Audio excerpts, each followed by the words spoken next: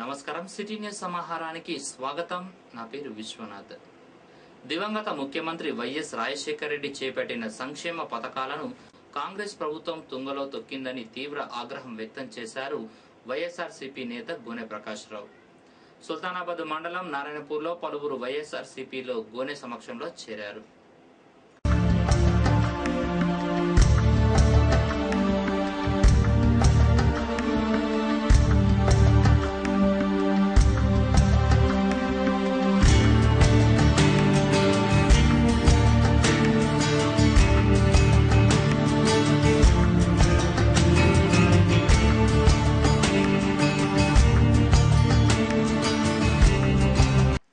ఈ రోజు జగన్మోహన్ రెడ్డి గారు తండ్రి చేసిన కార్యక్రమాలను అమలు చేస్తూ సంక్షేమం అభివృద్ధి కంటిన్యూ చేస్తూ ఈ కాంగ్రెస్ తుంగలో తొక్కింది.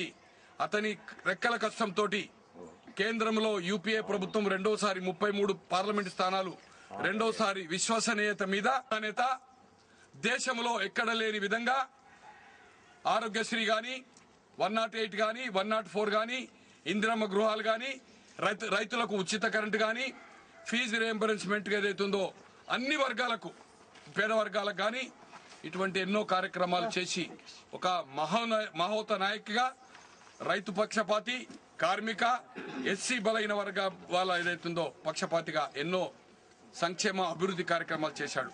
కుటుంబంలో 2 సభ్యులు చదువుకునే వాళ్ళు ఏదుంటే కేజీ నుంచి 10వ తరగతి వరకు 500 రూపాయలు, 10 నుంచి ఇంటర్మీడియట్ 12వ క్లాస్ వరకు 700 రూపాయలు, తర్వాత ఇంటర్మీడియట్ నుంచి ఎంబీఏ చేయని, ఎంసీఏ చేయని, బీఏ చేయని, ఎంఎస్సీ చేయని, ఇంజనీరింగ్ చేయని, మెడిసిన్ చేయని 1000 రూపాయలు అమ్మ ఒడి అనే కార్యక్రమం మీద 1000 రూపాయలు వాళ్ళ అకౌంట్కి వస్తాయి.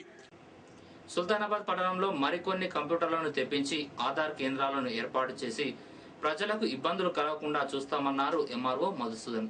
వచ్చిన 2 ఆధార్ సెంటర్లు లో ఒక ఆధార్ సెంటర్లో 2 సిస్టమ్స్ మనకు ప్రథమంగా వచ్చినాయి కాబట్టి మిగతా సెంటర్స్ కూడా మనకు 2-3 రోజులలో పెద్దపల్లి నుంచి వస్తున్నాయి. మీరందరూ ఆందోళన చెందకుండా మీరు ఫామ్స్ గురించి కానీ వాటిని తీసే విధానం గురించి కానీ ఎవరు ఆందోళన పడవద్దు. మేమే వార్డ్ వైజ్ ప్రతి ఇంటికి వచ్చి ఫామ్స్ ఇస్తాము. ఎవరైతే ఫామ్స్ ఇస్తామో వాటిని ఫిలప్ చేసుకొని వాళ్ళు మాత్రమే ఆధార్ సెంటర్కి వచ్చి ఫోటోలు దిగాలి. మిగతా వారికి మనం రోజువారీగా మేము అందరికీ ఫామ్స్ వారి ఇళ్లను అందజేస్తాం. ఫామ్స్ గురించి మీరు ఆధార్ సెంటర్ కానీ తహసీల్ ఆఫీస్ కానీ వేరే ఎక్కడైనా అప్రోచ్ కావాల్సిన అవసరం లేదు. మేమే ఆ లిస్టు గ్రామ పంచాయతీ నుంచి తీసుకొని ఇంటింటికి మేమే వచ్చి మా విఆర్ఓ ద్వారా కానీ మా విఆర్ఏ ద్వారా కానీ అందజేయడం జరుగుతుంది. ఇప్పుడు మనకు 2 సిస్టమ్స్ వచ్చినాయి. ఇంకా త్వరలో ఇంకొక 4-5 సిస్టమ్స్ వస్తున్నాయి కాబట్టి మనం రోజు కనీసం 200 నుంచి 250 మంది తీసుకోవచ్చు.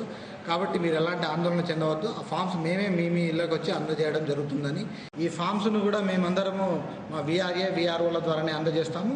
ప్రజలు కూడా ఎక్కడ ఎవరికైనా కానీ డబ్బులు చెల్లించి వాటిని కొనడం కానీ చేయకూడదు. గవర్నమెంట్ సప్లై చేసిన ఫామ్స్ మేమందరికీ ఉచితంగానే అందజేస్తామని ఈ సందర్భంగా తెలియజేస్తాం.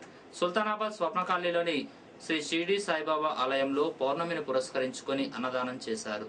అంతకుముందు బాబా ఆలయంలో ప్రత్యేక పూజలు నిర్వహించారు. అనంతరం అన్నదాన కార్యక్రమంలో పెద్ద సంఖ్యలో పాల్గొన్నారు భక్తులు.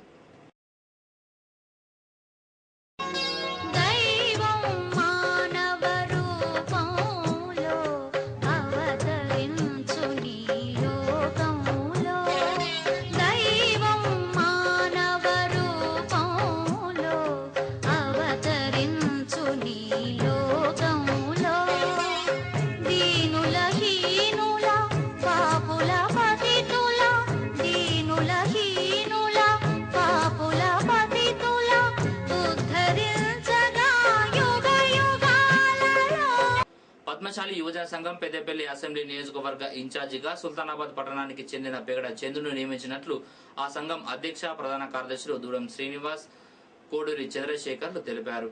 నియోజకవర్గంలోని పద్మశాలి కుల బాంధవులను చైతన్యపరిచి పద్మశాలి యువజన సంఘం అభివృద్ధికి తోడ్పడతానన్నారు.